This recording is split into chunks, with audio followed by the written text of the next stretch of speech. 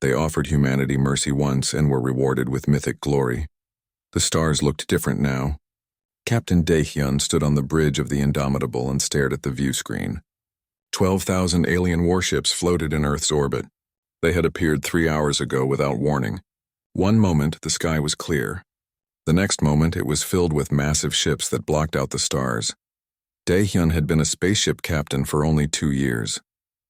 Humanity had just learned to travel faster than light. Earth had 47 military ships. They were small. They were weak, and now they faced an army that could destroy entire worlds. The communication screen blinked. A face appeared. It was not human. The creature had scales like a lizard and eyes that glowed yellow. Its teeth were sharp when it spoke. "I am Overlord Quix of the Valthar Dominion," the alien said. Its voice was cold and calm. "We have conquered 400 worlds. We have ruled the galaxy for 800 years. You are new to the stars. You are weak. You are nothing." Daehyun felt his hands grip the armrest of his chair. Next to him, Hana watched the screen with hard eyes. She was his weapons officer and his best friend. They had trained together at the academy. Behind them, young Yuno sat at the pilot station. The boy was barely 23 years old, but he could fly better than anyone Daehyun had ever seen. "We offer you mercy," Quix continued. "Join the Dominion. Serve us, work for us. Give us your resources and your people. In return, we will let you live. You have 24 hours to decide. If you refuse, we will destroy your planet. Every human will die. Choose wisely." The screen went black. Nobody spoke for a long moment. Then Hana laughed. It was not a happy laugh. "Mercy," she said. "They call it mercy to become slaves." "What do we do, Captain?" Yuno asked. His voice shook a little. He was scared. They were all scared. Daehyun looked at his crew. 12 people on his ship. 12 people who had families on Earth. 12 people who might die in the next day. "We vote," he said. "Everyone gets a choice. I won't force anyone to fight. If you want to surrender, I understand. If you want to run, I understand. But I need to know what you want." One by one, his crew stood up. One by one, they voted. Every single person chose to fight. Even young Yuno stood tall and said, "I would rather die free than live on my knees." Hana smiled. It was a sad smile. "The Valthar think we are too weak to matter. Let's show them they are wrong." Daehyun opened a communication channel to Earth. All the military ships were waiting for orders. The governments of Earth were arguing. Some wanted to surrender. Some wanted to fight. Some wanted to run away to the edge of the solar system and hide. But the military commanders were different. They were warriors. They had spent their lives training to protect humanity. Admiral Jiho appeared on the screen. He was an old soldier with scars on his face and steel in his eyes. "Captain Daehyun," the admiral said, "what is your decision?" Daehyun took a deep breath. "Sir, my crew has voted. We reject the Valthar mercy. We will not bow. We will not surrender. Tell Overlord Quix that humanity has heard his offer, and humanity says no." The admiral nodded slowly. "Good. I was hoping you would say that. All ships prepare for battle. We are outmatched. We will probably die, but we will die as humans. We will die fighting." The next 12 hours passed too quickly. Engineers checked weapons. Pilots ran simulations. Soldiers said goodbye to their families. Daehyun walked through his ship and talked to everyone. He wanted them to know he was proud of them. Hana was in the weapons room working on the targeting system. "We can't win," she said quietly. "Their shields are too strong. Our weapons barely scratch them." "I know," Daehyun said. "But maybe we can hurt them enough to make them remember us." "Maybe," Hana said. She looked at him. "Daehyun, if we die today, I want you to know something. Being your friend has been the best part of my life. Flying among the stars with you has been worth everything." Daehyun felt his throat tighten. "We are not dead yet, Hana, and humans are good at surviving impossible things." The 24 hours ended. The Valthar sent one more message. Overlord Quix appeared on every screen on every human ship. "Have you decided?" the alien asked. Admiral Jiho responded for all humanity. His voice was loud and clear. "We have decided. The answer is no. We will not serve you. We will not fear you. Come and take our world if you can. But know this, humans do not surrender. We will fight you with everything we have. And if we die, we will make sure you remember our name forever." Quix stared at the screen for a moment. Then he laughed. It was a terrible sound. "You are fools. You choose death over life, so be it. Destroy them all. The battle began. The Valthar ships moved forward like a wave of metal and fire. Human ships scattered in every direction. The Indomitable dove toward Earth, firing every weapon. The blasts hit Valthar shields and bounced away like rain on glass. Then the Valthar fired back. The first human ship exploded in 3 seconds. Then another. Then 5 more. The communication channels filled with screams and static. Ships died faster than Daehyun could count them. Shields at 20%. Someone shouted. Evasive maneuvers. Daehyun ordered. Yuno flew like a demon. He twisted the ship through space, dodging blast after blast. But there were too many enemies. Too many weapons. A Valthar cruiser locked onto them and fired. The blast hit their side. The ship shook. Lights exploded. People fell. An alarm screamed. Shields down. Hana shouted. One more hit and we are dead! But Daehyun was not watching the enemy ship. He was watching his screen. He was watching the data from every battle. And he saw something. Something small. Something that might mean nothing. Or might mean everything, Hana, he said. Their shields. Watch their shields when they fire. Hana pulled up the data. Her eyes went wide. There is a gap. Just for a moment, maybe 0.3 of a second. When they fire, their shields reset. Can we hit them in that gap? Daehyun asked. Maybe. If our timing is perfect. If we are fast enough, then we shoot back, right when they shoot us. It was insane. It was dangerous. But it was a chance. The Valthar cruiser fired again. At the same moment, Hana fired everything the Indomitable had. The blast met in space. The Valthar shot hit them and threw the ship sideways. But their shot went through the gap in the Valthar shield. The alien cruiser exploded. For 1 second, every human on the bridge was silent. They had just killed a Valthar warship. 1 ship out of 12,000. But it was something. It was proof that the Valthar could bleed. All ships. Daehyun broadcast to the fleet. Target their shields when they fire. There is a reset window. 0.3 of a second. Hit them then. But it was too late for most ships. In 12 minutes, humanity lost 23 vessels. Only 24 were left. The survivors ran. They scattered toward Mars, bleeding and broken. The Valthar did not chase them. They did not need to. They had won the first battle easily. Humanity was beaten. But Daehyun watched the retreating Valthar fleet and smiled. It was a grim smile. A dangerous smile. They think this is over, he said. They think we are finished, are we not? Yuno asked. The young pilot was shaking. No, Daehyun said. We just learned how to hurt them. And humans are very good at learning. This war has just begun, Hana nodded. She was already working on new calculations. New strategies. New ways to kill the enemy. Behind them, Earth burned in a dozen places where Valthar ships had bombarded cities. 4 billion people were dead, but 40 billion were still alive. And they were angry. The Valthar had offered humanity mercy once. It was the biggest mistake they would ever make. 6 months passed like a nightmare that would not end. Earth rebuilt what it could. The dead were buried in mass graves. The survivors learned to live with fear. Admiral Jiho stood in the command center deep under the Pacific Ocean. The room was filled with screens showing star maps and fleet positions. The Valthar were coming back. Reconnaissance showed them gathering more ships. Soon they would return to finish what they started. Next to Jiho stood a woman with tired eyes and brilliant mind. Her name was Sora. She was a scientist who had been studying old stealth technology. Technology that was meant for submarines and aircraft. Technology that everyone said could never work in space. It works, Sora said. She pointed at a screen showing test results. I call it the Ghost Protocol. We can mask our ship's heat signatures. We can hide from their sensors. Not perfectly. Not for long, but long enough. Long enough for what? Jiho asked. Long enough to get close. Long enough to plant mines. Long enough to kill them before they know we are there. Jiho looked at the data. Then he looked at Sora. You are talking about guerrilla warfare. Hit and run, ambushes, fighting dirty. Yes, Sora said. We cannot fight them in open battle. We tried that, we lost. But humans have always been good at fighting dirty. We survived on Earth by being clever.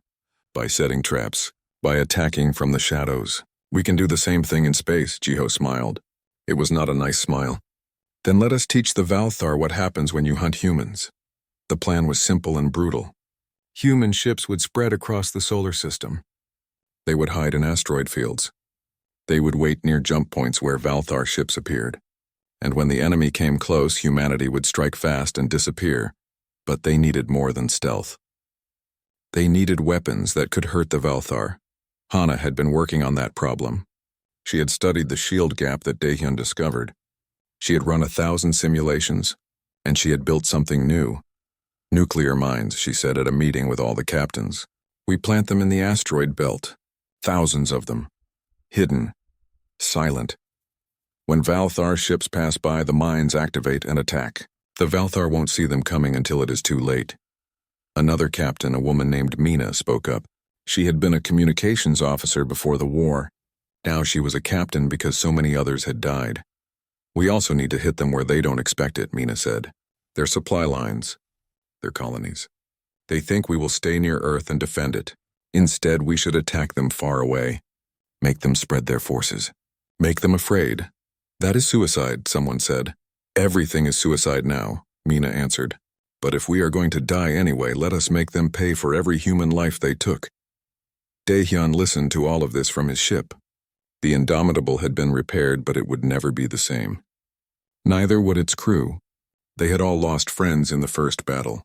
They had all seen Earth burn. Young Yuno had changed the most. The scared boy was gone. In his place was a pilot who flew with cold precision. He practiced maneuvers that should have been impossible. He pushed the ship to its limits and beyond.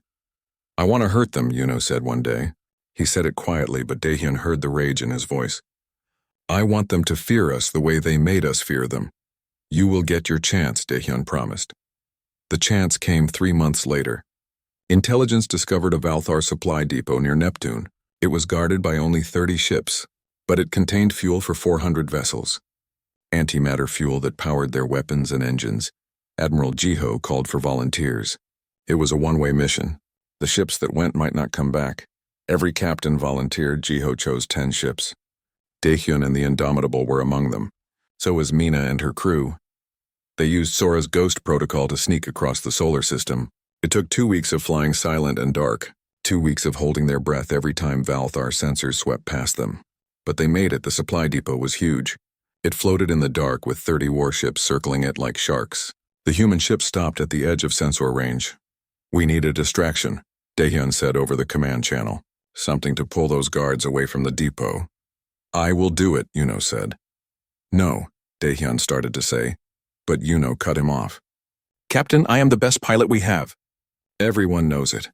If anyone can survive this, it is me. I will draw them away. The rest of you hit the depot. There was silence. Then Hana spoke.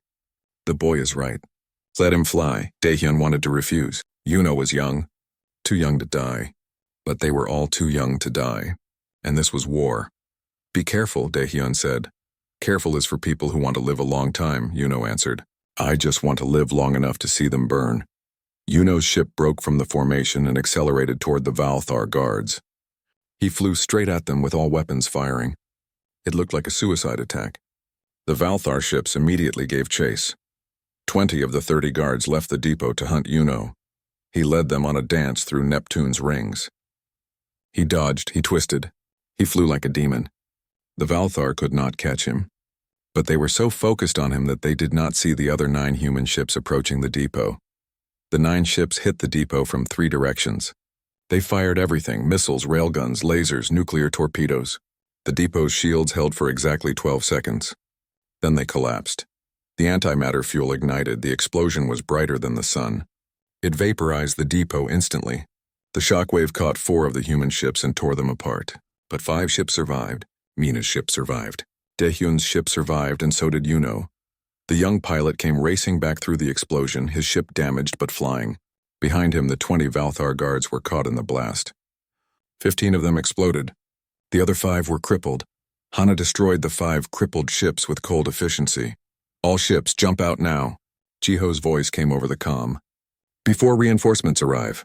The 5 surviving human ships activated their faster-than-light drives and vanished. Behind them, the Valthar supply depot was gone. 400 ships' worth of fuel was destroyed, and humanity had just proven something important. They could strike anywhere. They could disappear. They could hurt the Valthar. The news spread across Earth within hours. People who had been hopeless began to hope. Soldiers who had been ready to give up found new strength. But the Valthar were not happy. Overlord Quix sent a message to Earth. His face was twisted with rage. "You are insects," he said. "You are nothing. You hide in ambush because you are cowards. We offer you mercy one more time. Surrender now. We will spare 1 billion of you. The rest will die as punishment for your defiance. This is your last chance." The governments of Earth held an emergency meeting. Some wanted to accept, some wanted to negotiate. 1 billion people saved was better than everyone dying, they said. But the military had a different answer. Mina was chosen to give the response. She stood in front of a camera with the names of 4 billion dead humans projected on the wall behind her.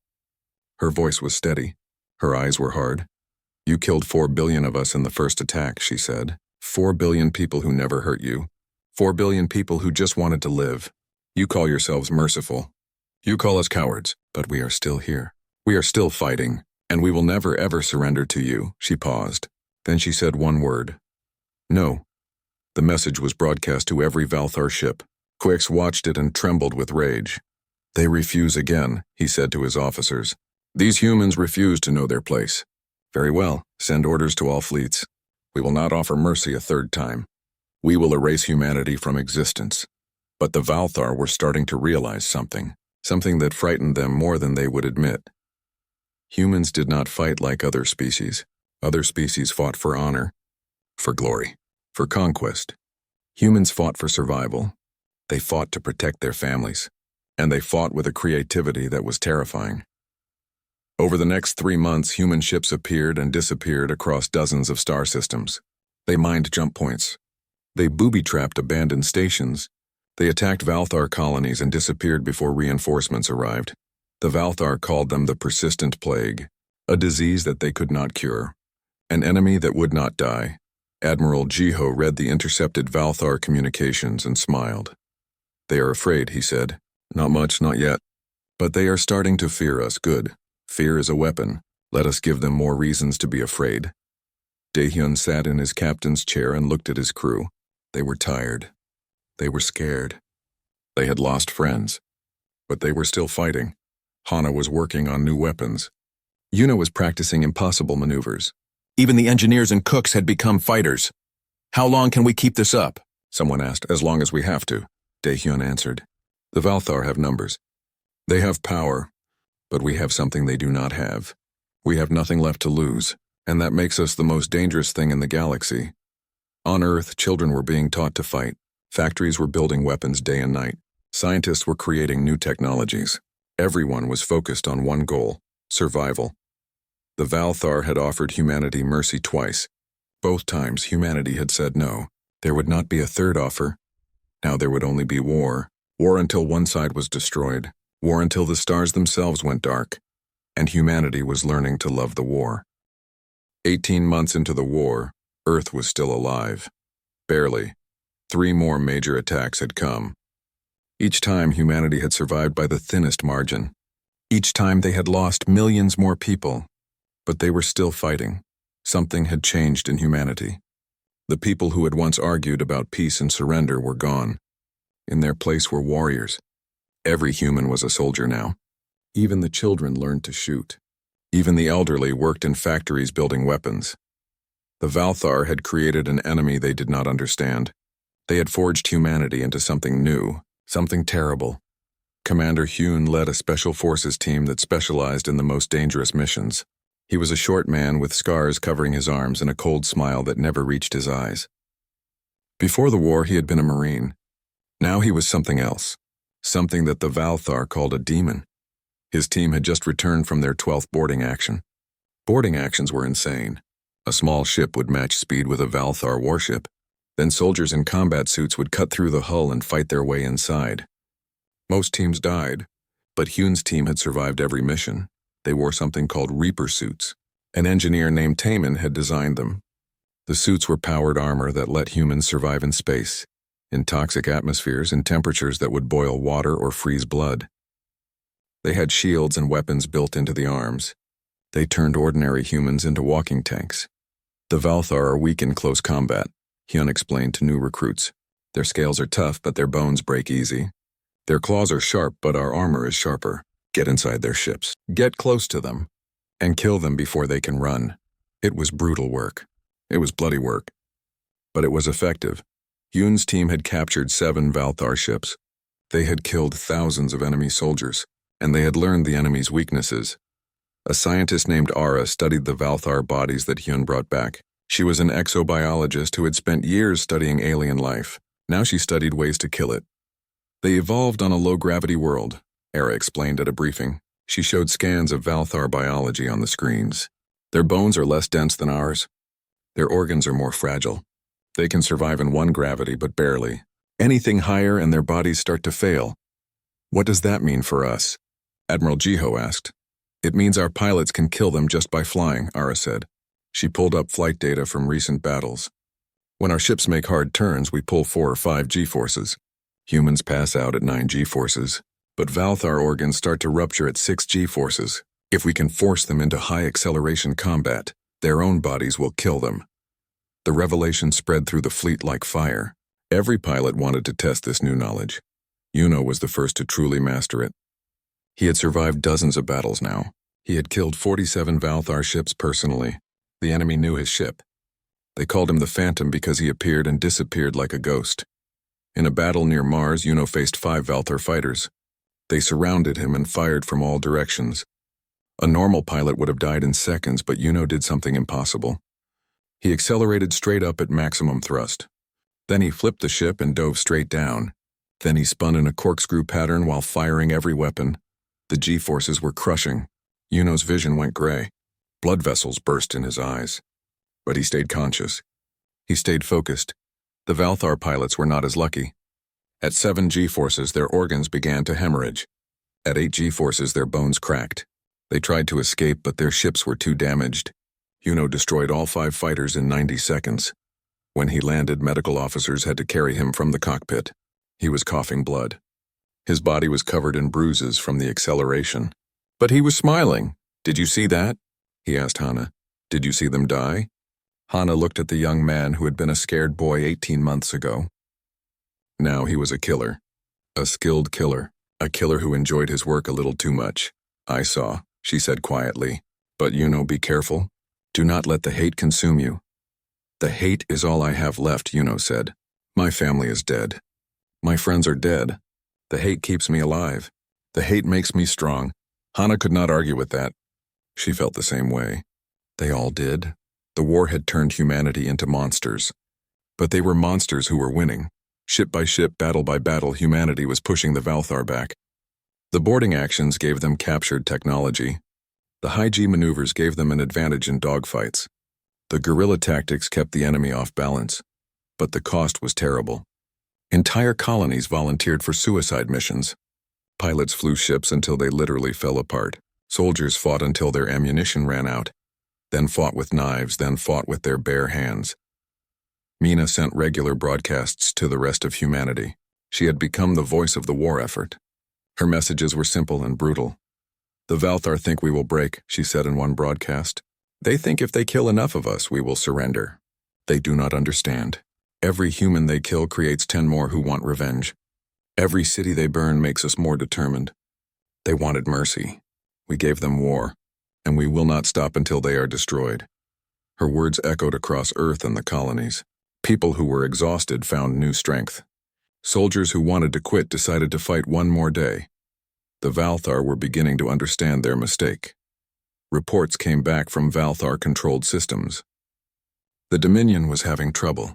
Species that had been conquered for centuries were starting to rebel. They had heard about humanity. They had heard about the species that refused to surrender. And they were inspired. Overlord Quix was removed from command. He had failed to destroy humanity. He had wasted ships and resources. A new overlord took his place. His name was Vren, and he was known for his cruelty. Vren's first order was simple. Kill all humans. No prisoners, no mercy. Total extermination. He sent a message to his fleet commanders. The humans have made us look weak. They have damaged our reputation. This ends now. I am committing the entire Dominion Armada to the Sol system. 89,000 warships. We will turn Earth into dust. We will hunt down every human ship. We will erase them from history. The message was intercepted by human intelligence. When Admiral Jiho read it, he did not look worried. He looked thoughtful. 89,000 ships, he said. That is their entire military. Yes, Sora confirmed. If they send that many ships here, they will leave their empire undefended. And we have less than 1,000 ships to fight them with, someone said. But Daehyun was looking at star maps. He was thinking about what Jiho had taught him. Think like a human. Fight dirty. Use every advantage. We cannot beat them in direct combat, Daehyun said. But maybe we do not need to. Maybe we just need to survive long enough for their empire to collapse. That could take years, Hana said. Then we survive for years, Daehyun answered. But in his mind, he knew the truth. They would not have years. The Valthar were coming, and when they arrived, it would be the final battle. Hyun's special forces teams were sent on one last mission before the big battle. They boarded a Valthar intelligence ship and stole everything they could. Maps, fleet positions, communication codes, and one piece of information that changed everything. Overlord Vren would be leading the attack personally. His flagship would be in the center of the formation. If they could kill him, if they could destroy his flagship, the Valthar fleet might fall into chaos. It was a slim chance. But it was a chance. Daehyun volunteered to lead the attack on Vren's flagship. Admiral Jiho tried to stop him. You are too valuable, Jiho said. We need good captains. And I need to do this, Daehyun answered. Vren needs to die. If I can kill him, the war might turn in our favor.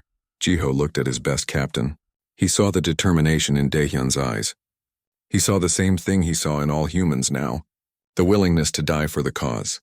Then do it, Jiho said. Kill the bastard. Daehyun gathered his crew. Hana would come with him. So would Yuno. So would 24 volunteers who knew they might not come back. This is it, Daehyun told them. This is the battle that will decide everything. If we win, humanity survives. If we lose, we die. But either way, we die fighting. Either way, we make them remember us. His crew cheered. They were ready. The Valthar armada arrived at the edge of the solar system 1 week later. 89,000 warships. Enough firepower to crack a planet. Enough soldiers to conquer 100. Worlds against them stood 900 human ships, battered, damaged, but unbroken. The final battle was about to begin. Overlord. Vren looked at his screens and saw the pathetic human fleet. He laughed. They still resist, he said. They still fight. It does not matter. Today humanity dies, and the galaxy will forget they ever existed. But Vren did not know humans. He did not understand what happens when you back a predator into a corner. He did not know that humanity had spent 18 months preparing for this moment. He did not know that he was about to learn why you should never offer humans mercy. Because humans do not want mercy. They want victory, and they will pay any price to achieve it. The final battle would not be fought with honor. It would not be a fair fight. Admiral Jiho had made that clear from the beginning. We have 900 ships against 89,000, he said at the command briefing. If we fight them the normal way, we will all be dead in an hour. So we will not fight them the normal way. Next to him stood a young man who looked too young to be a general. His name was Hanbin, and he was only 26 years old. But he had a mind that worked like a machine. He could see patterns where others saw chaos.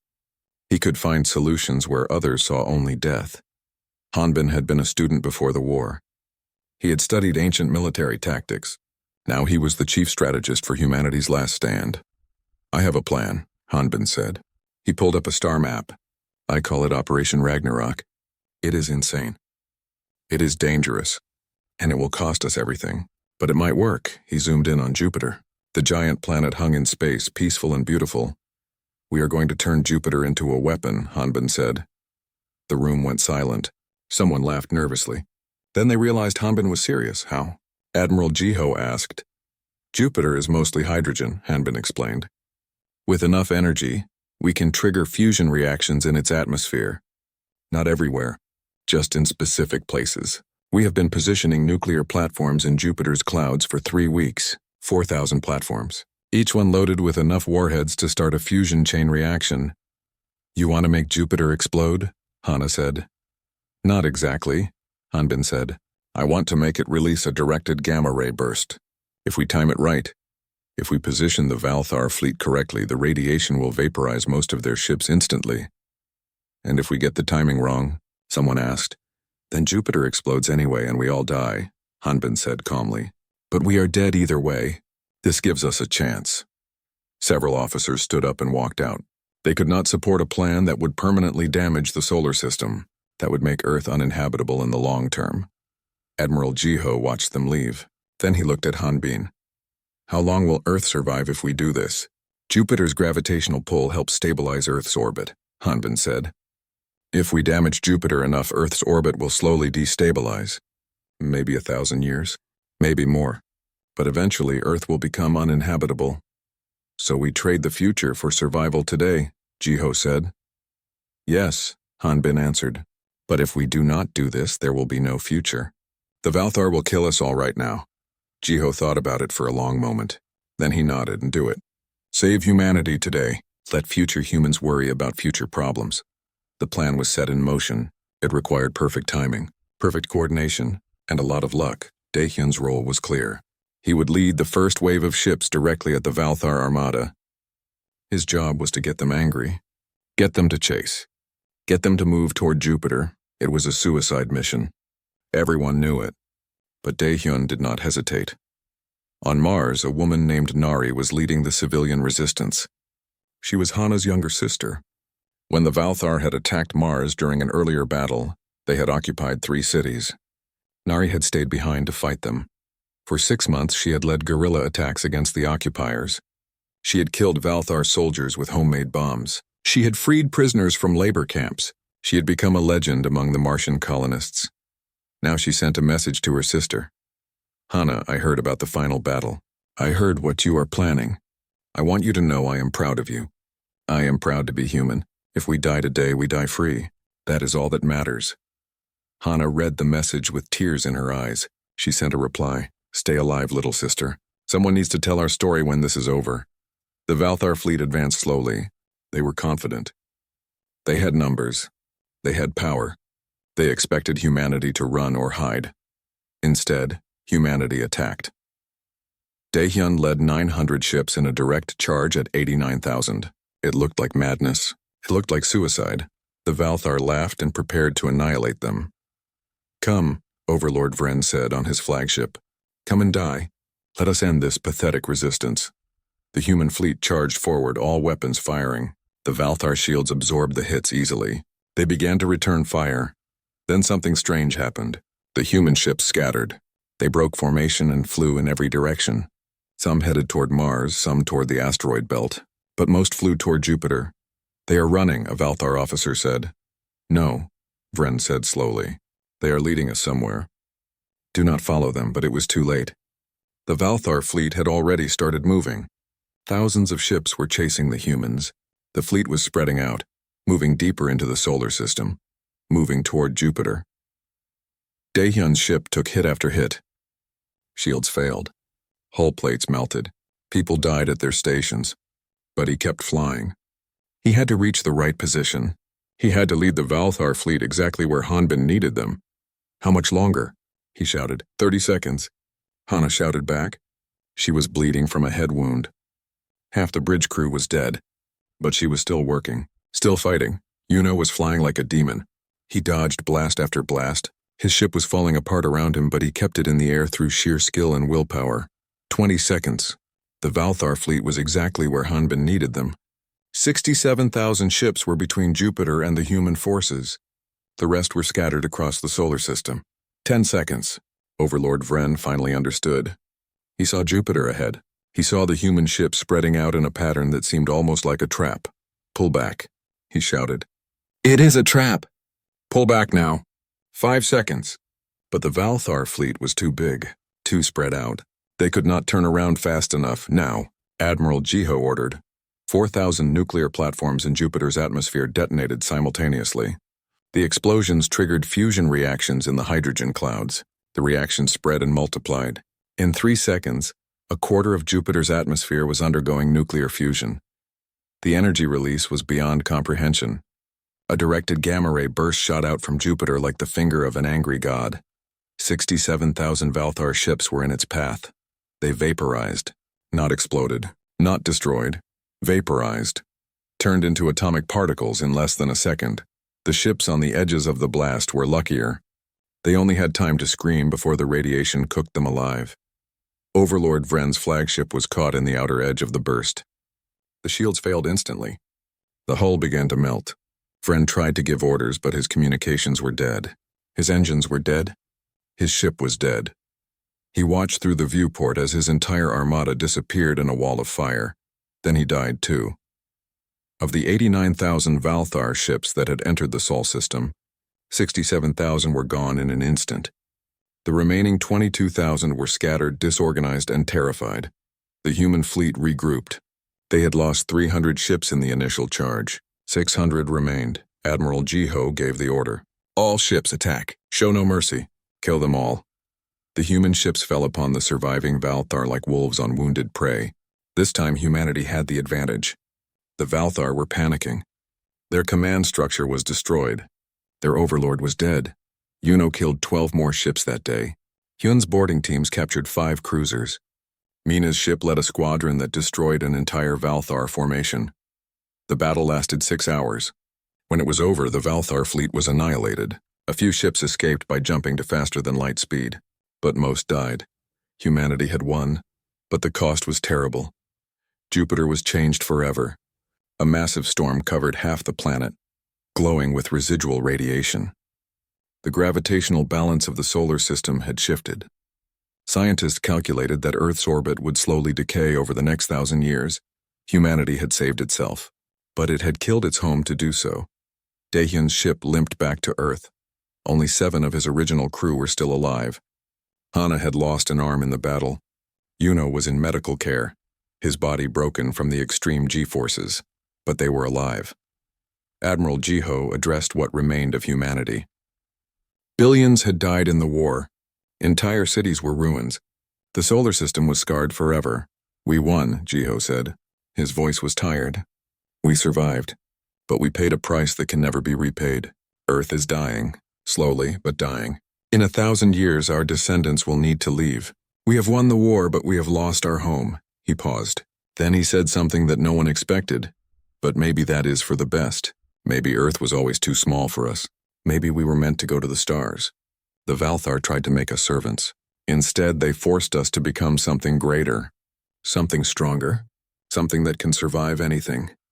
People listened in silence. They were exhausted. They were traumatized. But they were still alive. Daehyun sat in the medical bay with Hana. She was getting fitted for a prosthetic arm. She looked at him and smiled. We did it, she said. We actually did it. Yes, Daehyun said. But at what cost? Every cost, Hana answered. We paid every cost.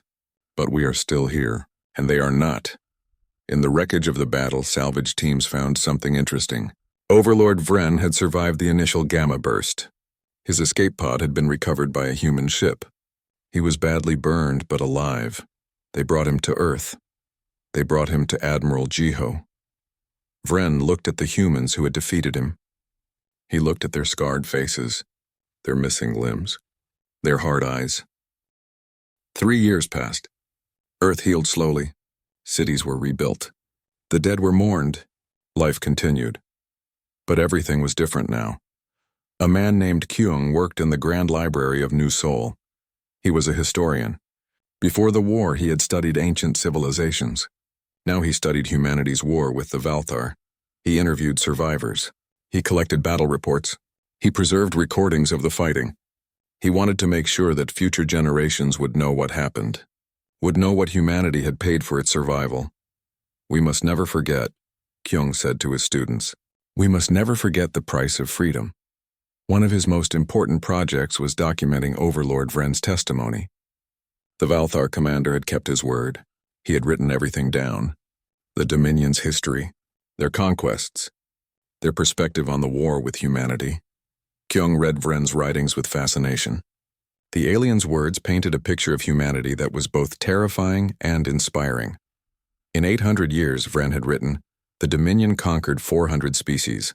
Every time we offered mercy, every time they accepted, they became part of our empire.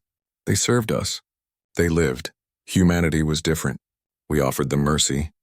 They refused. We could not understand why. To us, survival is the highest virtue. Why choose death over life? Why choose war over peace? Now I understand. Humans do not value survival above all else. They value freedom. They value choice. They would rather die free than live as slaves. This makes them dangerous. This makes them unstoppable. Kyung shared these writings with the galaxy. By now, faster-than-light communication had been established with hundreds of alien civilizations. Most of them had been part of the Dominion.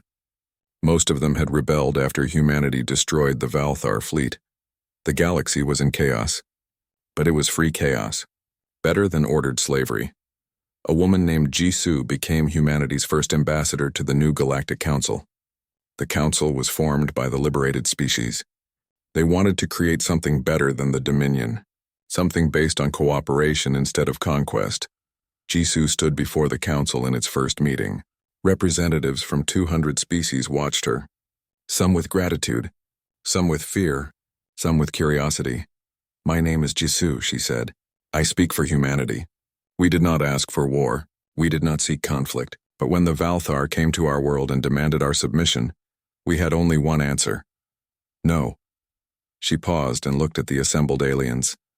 "Some of you accepted the Dominion's mercy. You survived. You lived.